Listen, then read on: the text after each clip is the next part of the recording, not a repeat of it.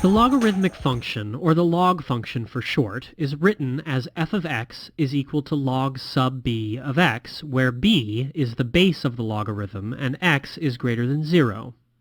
What does this mean? It is telling you what exponent, f of x, is required to raise the base b to the number x. We can rewrite this relationship using the exponential form so that y equals log sub b of x becomes x is equal to b to the power of y. You can see that the base of the log b gives you the base of the exponent. When graphing log functions, we can use this information to help us manually calculate points on the graph.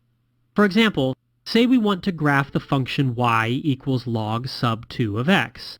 Where the base is 2, we can calculate points using the exponential form. We do this by plugging in different values for the exponent y and using the exponential form to find x. We begin with the number 1 for y.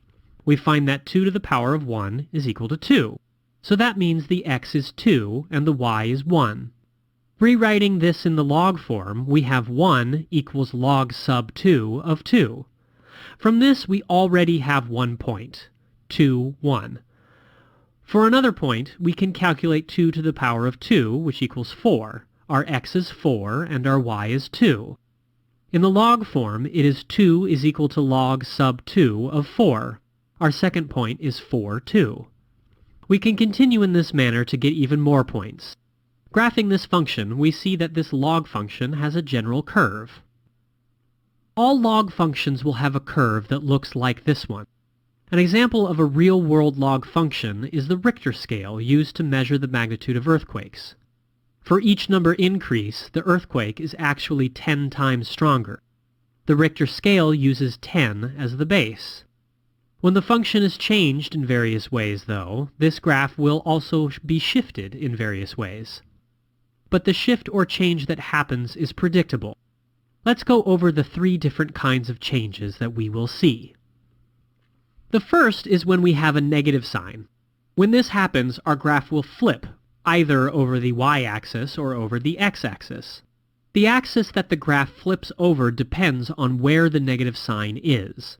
When the negative sign is inside the argument for the log function, the graph flips over the y-axis. So for the function y is equal to log sub 2 of negative x, we will see that our graph has changed to the mirror image when the mirror is the y-axis. We see the point 4, 2 becoming point negative 4, 2, the point 2, 1 becoming point negative 2, 1, and so on. When the negative sign is in the front of the log, then we will see that the graph becomes the mirror image when the x-axis is the mirror. So for the function y equals negative log sub 2 of x, we see the graph flips over the x-axis. We see the point 4, 2 becoming the point 4, negative 2, the point 2, 1 becoming the point 2, negative 1, and so on. One way to remember the flips is to ask yourself which letter the negative sign is closest to. If it is the x, then the flip is over the y-axis, since we are switching sides across the y-axis. Positive x values become negative, and negative x values become positive, thus switching sides. If the negative sign is not next to the x inside the argument, the flip is over the x-axis, since this negative changes the output of the log, which becomes the number on the y-axis. So positive y values become negative, and vice versa. We will see up and down shifts when we add or subtract from our function. When we add a number to our function, we will see our graph go up by that many spaces. For example, say we add a 4 to our function, so our function becomes y is equal to log sub 2 of x plus 4. We will see our graph shift up by 4 spaces. Think of it as adding 4 spaces to every single point of our original graph.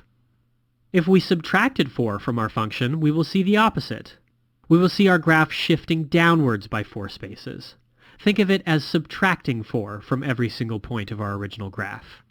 If you picture the Richter scale, you can think of adding or subtracting from the log as increasing or decreasing the magnitude of the earthquake. Your graph will shift up if you add and down if you subtract. If we added or subtracted from inside the log argument, our graph would shift sideways. If we add to the argument, our graph shifts that many spaces to the left. How does this happen? In our original function y equals log sub 2 of x, when x is 1, our y is 0, since 2 to the 0 power is 1. Actually, for all logs when the argument is 1, then the function will equal 0. So the argument actually gives us the x-intercept, or where the graph crosses the x-axis. If our argument is just x itself, then the graph crosses the x-axis when x is equal to 1. If we added 4 to the argument, so our function becomes y equals log sub 2 of x plus 4, then our graph will cross the x-axis when x plus 4 equals 1, or when x is equal to negative 3. We subtracted 4 from sides to get x by itself.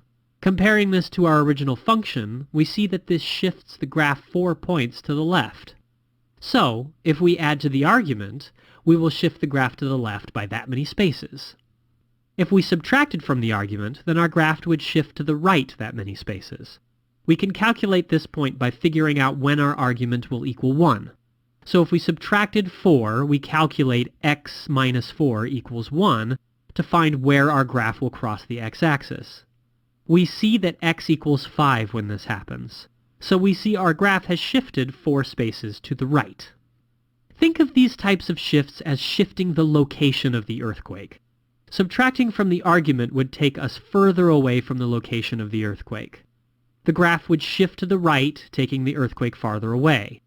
If we add to the argument, we get closer to the earthquake, and the graph shifts to the left, increasing the earthquake strength at every point. What have we learned? We've learned that the logarithmic function, or the log function for short, is written as f of x equals log sub b of x, where b is the base of the logarithm, and x is greater than 0. We learned that the basic graph of the log function has a curve in it. When we make changes to the graph, we see this curve flip, move up or down, or move sideways. What are the rules? We see the graph flip over the x-axis when we add a negative sign in front of the log. The graph flips over the y-axis when we add a negative sign to the log argument. The graph moves down when we subtract from the function, and up when we add to the function. It moves as many spaces as are added or subtracted. Likewise, if we add to the argument, we see the graph move to the left that many spaces. If we subtract from the argument, we see the graph move to the right that many spaces.